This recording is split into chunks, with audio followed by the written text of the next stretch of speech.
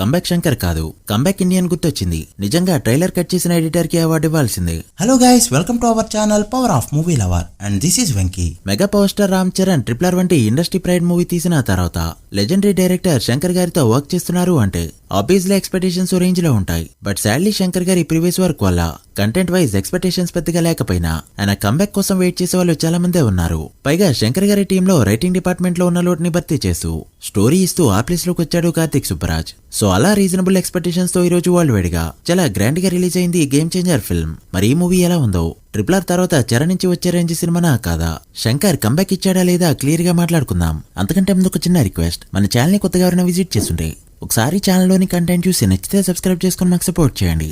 And వీడియోని like చేసి మన ఇన్స్టా పేజ్ ని ఫాలో మాత్రం మర్చిపోతూ. ముందుగా ప్లాట్ విషయానికి వస్తే, ఇదొక IAS ఆఫీసర్ అండ్ ఒక పొలిటీషియన్ మధ్య జరిగే స్టోరీ.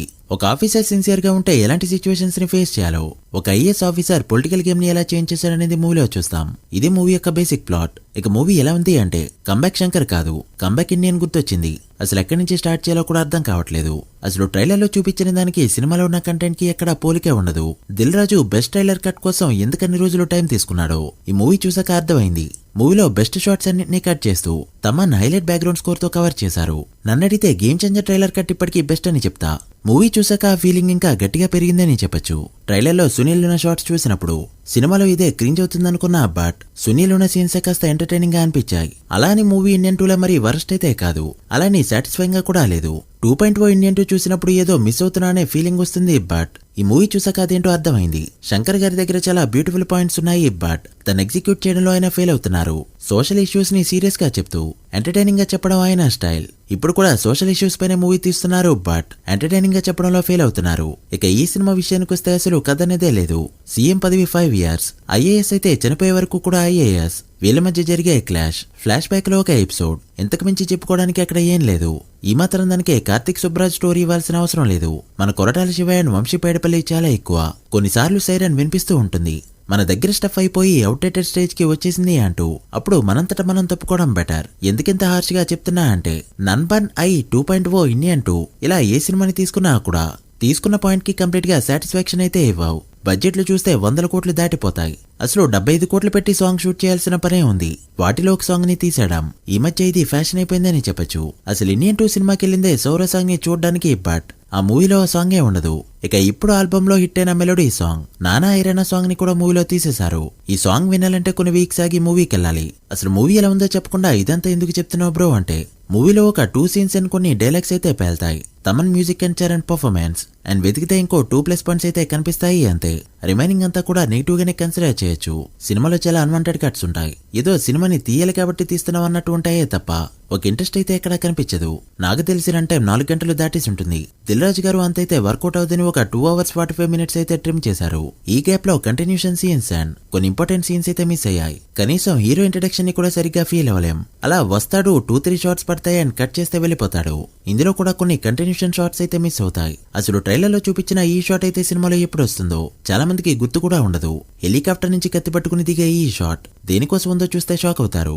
సినిమాలో చాలా సీన్స్ కి లాజిక్స్ అయితే ఉండవు. ఫర్ ఎగ్జాంపుల్, లిస్ట్ వచ్చినట్టు పదవుల నుంచి పీకేయడం, సీఎం పదవిని ట్రాన్స్ఫర్ చేయడం, హీరోయిన్ కోసం చేసే కొన్ని పనులు చెప్తే స్పాయిలర్ అవుతాయని ఇక్కడ చెప్పట్లేదు. నెక్స్ట్ వచ్చే ప్లస్ అండ్ మైనస్ పాయింట్స్ వీడియోలో దీన్ని మాట్లాడుకుందాం. అసలు కొన్ని ఇల్లాజికల్ సీన్స్ ని చూసామంటే శంకర్ గారే డైరెక్ట్ చేశారనే డౌట్ రాకమానదు. కొన్ని సీన్స్ చూస్తున్నప్పుడు సీరియల్ చూస్తున్న ఫీలింగే వచ్చింది.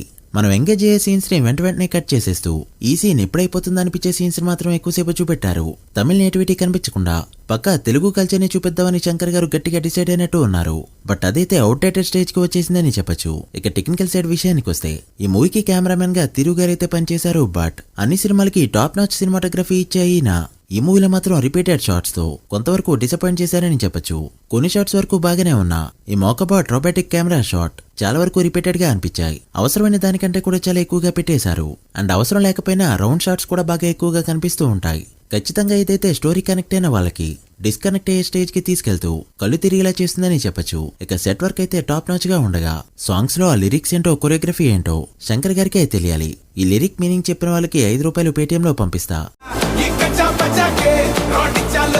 ఇక ఇక టెక్నికల్ టీమ్ లో మేజర్ ప్లస్ పాయింట్ అంటే అది Thaman background score and songs కూడా. శంకర్ గారి మూవీలో ఫస్ట్ టైం వర్క్ చేస్తూ ఉండడంతో ఖచ్చితంగా రెహమాన్ గారి రేంజ్ లో కొట్టాలన్నదైతే కనిపించిందని చెప్పొచ్చు. పెద్దగా మ్యాటర్ లేని సీన్స్ లో కూడా తన మ్యాజిక్ చూపించాడు తమన్. ఇక పర్ఫార్మెన్సెస్ విషయానికి వస్తే the one and only mega power star Ram Charan గురించి మాట్లాడుకోవాలి. రామ్ చరణ్ బేసిక్ గా జెన్యూన్ యాక్టర్, డైరెక్టర్ల హీరో. ఏ క్యారెక్టర్ లోనైనా పరకాయ ప్రవేశం చేయగలడు చరణ్. రామ్ నందన్ అండ్ అప్పన్న క్యారెక్టర్స్ లో జీవించేశారని చెప్పొచ్చు.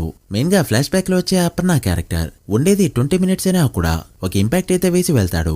ఖచ్చితంగా చరణ్ మూవీకి మెయిన్ ప్లస్ పాయింట్. ఇక చరణ్ తర్వాత ఆ రేంజ్ లో ఇంప్రెస్ చేసింది ఎస్జే సూర్య. ఈ మనిషిలో ఏదో మ్యాజిక్ అయితే ఉంది. కనిపించినంతసేపు తన ఆరని మనం ఫీల్ అవుతాం అండ్ ఖచ్చితంగా ఎంటర్టైన్ చేస్తాడు కూడా. ఇక అంజలి ఫ్లాష్ బ్యాక్ ఎపిసోడ్ లో తన బెస్ట్ ఇవ్వగా సునీల్ అండ్ రిమైనింగ్ కాస్ట్ అంతా కూడా వాళ్ళకిచ్చిన రోల్ కి న్యాయం చేశారు. ఇక ఓవరాల్ గా మూవీ ఎలా ఉంది చూడొచ్చా లేదా అంటే ఇది ఇండియన్ 2 అంత వర్స్ట్ మూవీ అయితే కాదు, అలానే శంకర్ గారి రేంజ్ లో కూడా లేదు. Strictly one time watchable film.